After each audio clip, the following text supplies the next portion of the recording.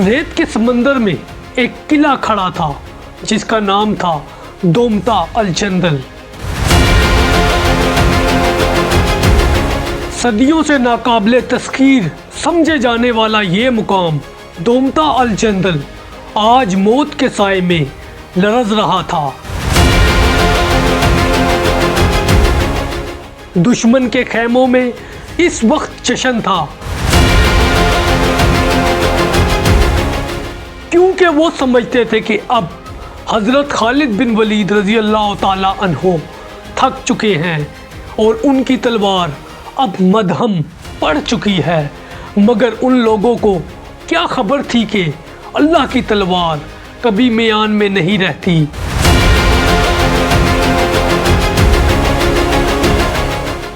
रात के अंधेरे और खामोशी में जब रेगजार पर घोड़ों की टापें गूंजने लगी तो दोमता अल जंदल के किले ने पहली बार हज़रत खालिद बिन वलीद रज़ी अल्लाह ताला अन्हो का नाम सुना। एक ऐसा नाम जिसे रसूल खुदा सल्लल्लाहु अलैहि वसल्लम ने सैफुल्लाह यानी अल्लाह की खींची हुई तलवार कहा। और फिर ईमान की गरज ने कुफर के इस किले की बुनियादें हिला डाली। तो दोस्तों, अगर आप इस जंग दोमता अल जंदल की लम्हा ब लम्हा सूरत हाल और कैसे हज़रत खालिद बिन वलीद और मुजाहिदीन ने अपने ईमान और अल्लाह पर यकीन से इस जंग में दुश्मन को शिकस्त दी, तो ये सब इस वीडियो में।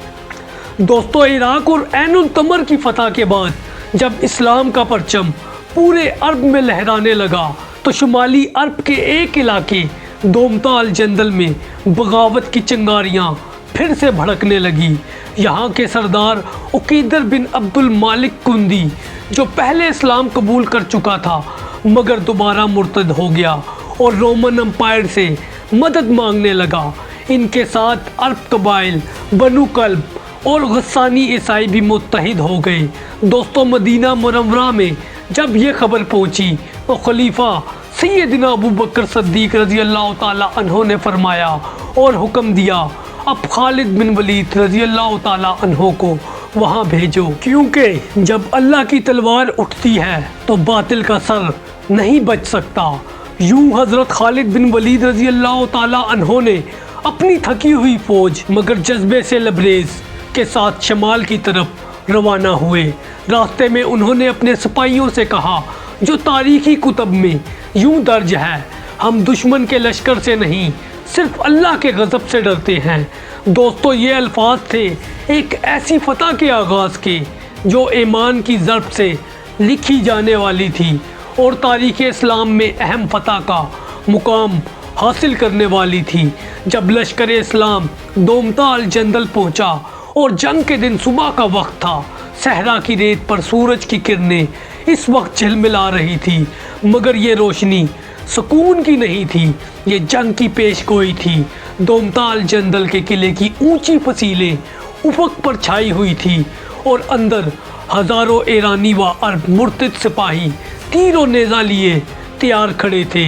इनके सरदार अब्दुल मालिक कुंदी ने फसील से अपने दुश्मन यानी मुजाहिदीन की जानिब निगाह डाली और गुरूर से कहा, आज ये लश्कर हमारी दीवारें नहीं पार कर पाएगा।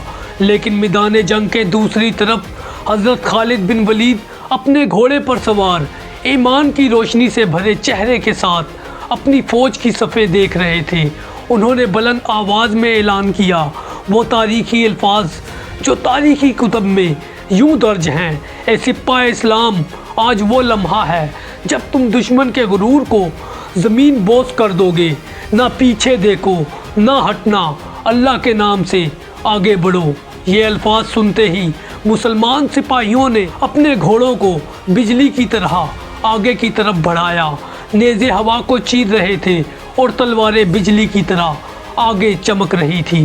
ये देखकर दुश्मन ने फसीलों से तीर बरसाना शुरू किए, लेकिन इनका हर हमला मुजाहिदीन के ईमान के सामने कमज़ोर पड़ गया। दोस्तों, अब सूरत हाल को देखते हुए حضرت خالد بن ولید رضی اللہ تعالیٰ عنہ نے اپنی مخصوص حکمت عملی کا آغاز کیا۔ دائیں بازو سے ان کا گھیراؤ کرو اور بائیں سے ان پر دھاوا بولو، اور مرکز سے میں خود حملہ کروں گا تاکہ دشمن کے ہر راستے کو بند کر دیا جائے۔ مجاہدین فوراً حرکت میں آئے، گھوڑے میدان جنگ میں گرجتے ہوئے دوڑے اور تیر بارش کی طرح دشمن پر برسائے گئے۔ پہلی جھڑپ میں ہی دشمن کے محاذ میں کمزوری نمودار ہوئی۔ ایرانی اور عرب مرتد ایک دوسرے کو پیچھے دھکیلنے لگے۔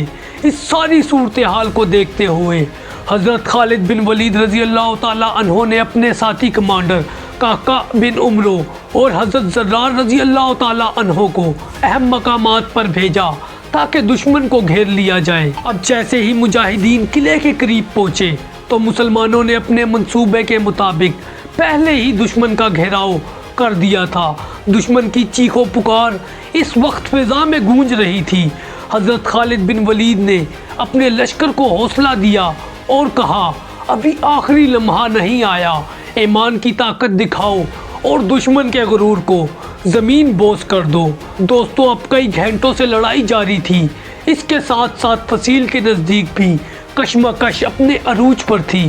اس ساری صورتحال کے بعد دشمن کی صفیں بکھرنے لگی تھی۔ پہلی جھڑپ میں ہی حضرت خالد بن ولید کی حکمت اور مسلمانوں کی ہمت نے واضح کر دیا تھا کہ دومتال جندل کے قلعے کی فتح اب محض چند گھنٹوں کی بات ہے۔ دوستو، اب کئی گھنٹوں کی جاری اس جنگ سے دومتال جندل کی زمین اب خون اور گرد سے تر تھی۔ سورج کی شدت بھی مسلسل بڑھ رہی تھی، لیکن اس سب کے باوجود مسلمان سپاہی اپنی صفوں میں چٹان کی طرح جمے ہوئے کھڑے تھے۔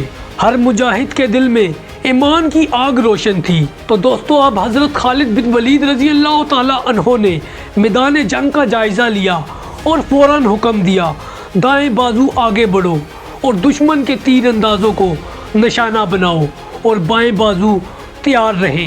اس حکم کے ساتھ ہی مجاہدین آگے کی طرف بڑھے۔ گھوڑوں کی ٹانپیں ریت پر گرجنے لگی۔ نیزے اور تلواریں بجلی کی طرح اس وقت میدان جنگ میں چمک رہی تھی۔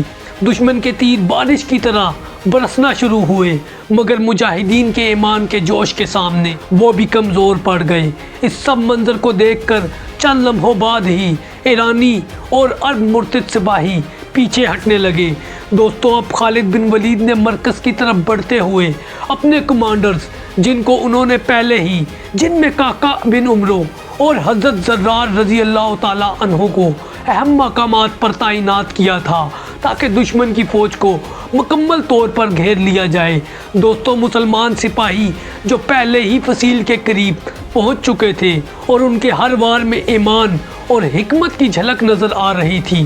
دوستو، میدان جنگ میں دشمن کے کماندار اپنی صفوں کو برقرار رکھنے کی اس وقت کوشش کر رہے تھے، مگر ہر لمحہ ان کی صفیں بکھرتی جا رہی تھی۔ مگر پھر بھی دوستو، میدان جنگ کے گرد و غبار کے طوفان میں تلواریں ٹکرائی جا رہی تھی، گھوڑوں کے قدم میدان جنگ کو لرزا رہے تھے اور میدان جنگ میں نعرہ تکبیر کی گونج واضح تھی۔ دوستو، اب حضرت خالد بن ولید رضی اللہ تعالیٰ عنہ نے ایک لمحے کے لیے رک کر اپنے سپاہیوں کو حوصلہ دیا اور فرمایا، ابھی دشمن گھبرایا ہوا ہے، آگے بڑھو، فتح یقینی بناؤ۔ دوستو، میدان جنگ میں اس وقت تک واضح تھا کہ دشمن کی ہمت مکمل ٹوٹ چکی ہے اور فتح اب صرف چند لمحوں کی بات رہ گئی ہے۔ دوپہر کی تپتی دھوپ میں دومتال جندل کا قلعہ اپنے غرور سے اب بھی بلند کھڑا تھا، لیکن دشمن کی آنکھوں میں خوف بھی واضح تھا۔ ایرانی اور عرب مرتد سپاہی گھبراہٹ میں اپنی جگہ بدلنے لگے، کیونکہ میدان میں موجود تھے حضرت خالد بن ولید رضی اللہ تعالیٰ عنہ کے ایمان سے لبریز سپاہی، جو ہر لمحہ تیار تھے کہ دشمن کے دل میں دہشت ڈالیں۔ اب خالد بن ولید نے اپنے گھوڑے پر ہی سے تلوار بلند کی اور بلند آواز میں نعرہ لگایا، اللہ اکبر، آج دومتال جندل اسلام کی فتح کے ساتھ روشن ہوگا۔ اس کے ساتھ ہی مسلمان سپاہی اپنی صفوں میں متحرک ہوئے، دائیں اور بائیں بازو دشمن کی فوج کو گھیرنے کے لیے ایک بار پھر حرکت میں آئے۔